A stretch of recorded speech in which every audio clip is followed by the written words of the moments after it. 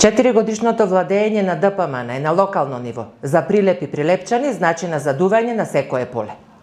Животот на граѓаните стана поскап, стандардот твртоглаво опаѓа, куповната моќ се намали, условите за живот драстично се влошија.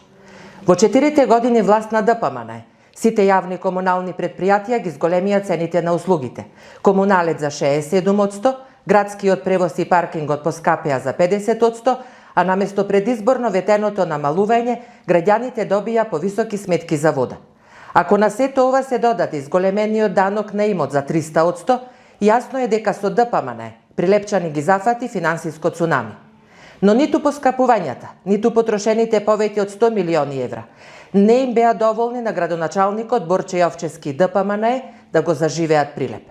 Напротив, во целиот мандат Јовчевски успеа да реализира едно единствено изборно ветување, а сите општински јавни предпријатија влегоа во категоријата за губари со вкупен долг од над 1,5 милиони евра.